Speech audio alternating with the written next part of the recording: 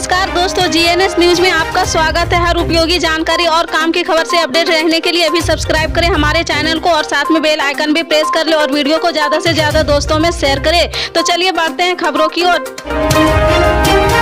आपको बता दें, समाजवादी पार्टी प्रत्याशी डिंपल यादव ने मैनपुरी के कस्बा कुरावली पहुंचकर चुनाव कार्यालय में नुक्कड़ जनसभा को संबोधित करते हुए अपने पक्ष में मतदान करने की अपील की है।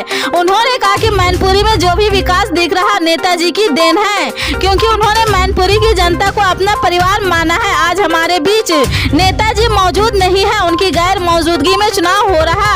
इसी के साथ उन्होंने समाजवादी पार्टी के हित में मतदान कर नेताजी को सच्ची श्रद्धांजलि देने की अपील की है। नुक्कड़ सभा को संबोधित करते हुए डिंपल यादव ने कहा कि जब प्रदेश में नेताजी की सरकार थी तब नेताजी ने अपने कार्यकाल में उत्तर प्रदेश के युवाओं को नौकरियां दी है और बेरोजगारों को रोजगार दिया है।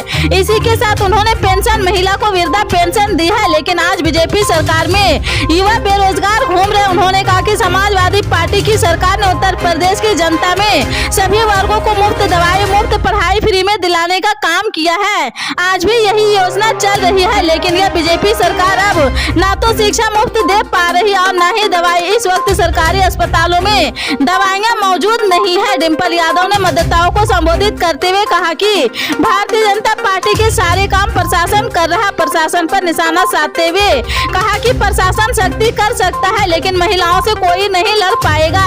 हमारी बेटियां और महिलाएं नारी शक्ति का रूप है और आप लोगों को कोई हाथ भी नहीं लगा सकता है। डिंपल यादव ने युवा मतदाताओं को आगाह करते हुए कहा कि 4 तारीख को आप लोग अपने घर पर नहीं सोइएगा, कहीं भी सो जाइएगा और 5 तारीख को आपको कोई भी हाथ नहीं लगा सकता है। सब अपना वोट धल्ले से दीजिएगा, क्योंकि 6 तारीख को सब यहाँ से गायब हो जाएंगे। उत्तर प्रदेश में उपचुनाव के बीच एक दूसरे पर जुबानी हमले और तेज हो गए। विरोधी पार्टियां बीजेपी सरकार पर जमकर निशाना साध रही और समाजवादी पार्टी के बाद बीएसपी प्रमुख मायावती ने भी बीजेपी सरकार पर जुबानी हमला बोला है। उन्होंने राष्ट्रपति द्रौपदी मुर्मू के बयान का हवाला देते हुए अपनी बात कही।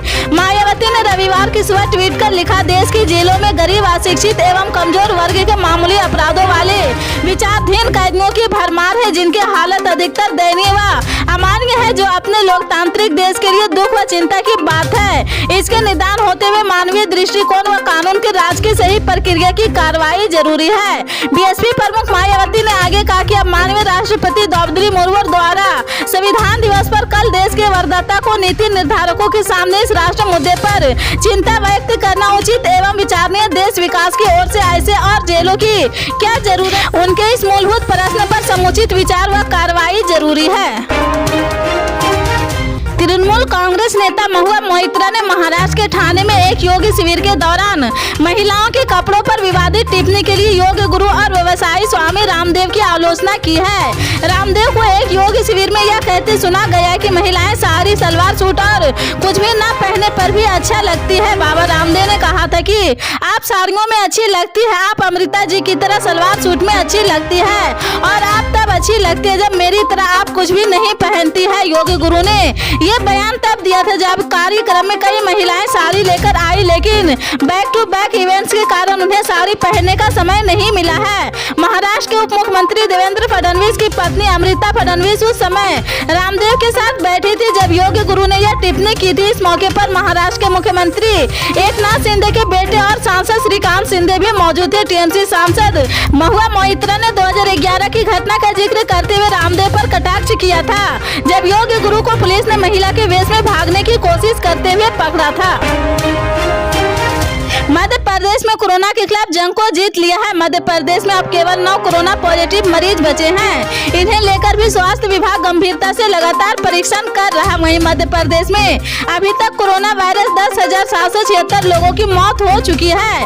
दरअसल मध्य प्रदेश से कोरोना मरीजों की संख्या बीते महीनों से लगातार कम हो रही थी। ऐसा अनुमान लगाया जा रहा था कि इस साल के अंत में मध्य प्रदेश कोरोना पर जीत हासिल कर लेगा। दरअसल कोरोना के खिलाफ वैक्सीनेशन मुहिम और जागरूकता अभियान ने आखिरकार जीत दर्ज करा दी।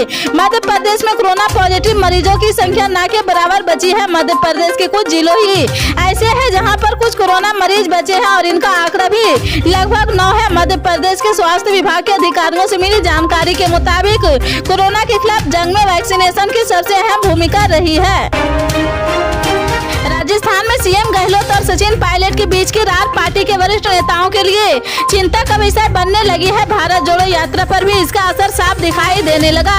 रविवार को इंदौर में वरिष्ठ कांग्रेस नेता जयराम रमेश की बातों से भी इसकी चिंता साफ झलकती नजर आई है। गहलोत और पायलट के बीच चल रही शब्दों की जंग के बीच जयराम रमेश ने कहा कि पार्टी के लिए राजस्थान में संगठन सर्वोपरि है। इसकी मजबूती के लिए जरूरत पड़ने पर कठोर निर्णय लेने से भी पीछे नहीं हटेगी।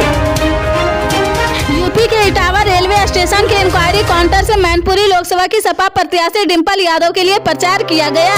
देर रात डिंपल यादव जिंदाबाद के नारे इंक्वायरी काउंटर से गूंजने लगे तो मौजूद यात्री भौचक्के रह गए। इसकी जानकारी रेलवे के अधिकारियों को मिली तो हड़कंप मच गया। उधर सोशल मीडिया के जरिए जानकारी मिलने पर एडीएम ने स्टेशन अधीक्षक को पत्र जारी करके जाँच करके दोषियों पर कार्रवाई के निर्देश दिए हैं। उधर डीएम की ओर से डीआरएम प्रयागराज को भी इसका पत्र लिखा गया। शनिवार की रात 10:50 पर यहाँ रेलवे स्टेशन पर उस समय हड़कंप मच गया जब इंक्वायरी से सपा प्रत्याशी डिंपल यादव जिंदाबाद के नारे लगने लगे। इंक्वायरी माइक से डिंपल यादव जिंदाबाद के नारे सुनकर कई यात्रियों ने विरोध भी जताया है और जीआरपी थाने में भी शिकायत की है, लेकिन कोई ध्यान नहीं दिया गया है।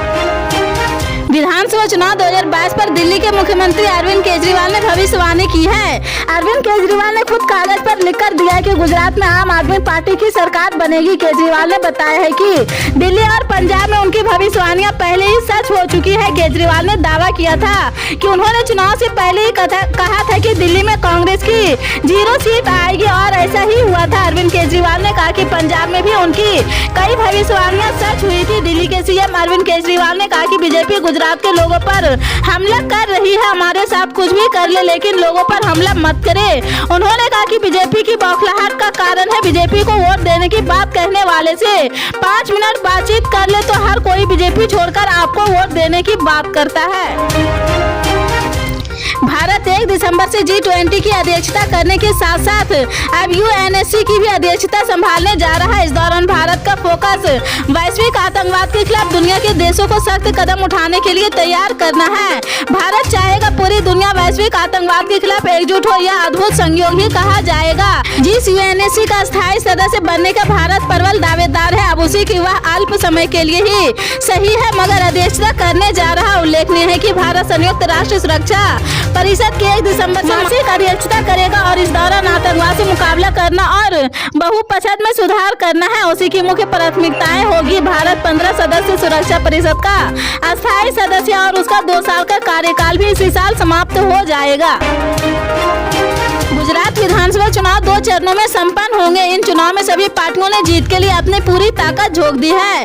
गुजरात की 182 विधानसभा सीटों में से एक मंगरौल सीट भी है जो सूरत जिले के अंतर्गत आती है। इस सीट से 2017 के चुनाव में बीजेपी ने जीत दर्ज की थी। बता दें कि मंगरौल सीट पर सियासी लड़ाई काफी दिलचस्प रहती है। यहाँ से बीजेपी और कांग्रेस की भी टक्कर देखने को मिलती है। पल पल के अपडेट जानने के लिए जुड़े रहें आप अपने DNS न्यूज चैनल से। मिलते हैं अगली बड़ी खबर के साथ, तब तक के लिए जय हिंद।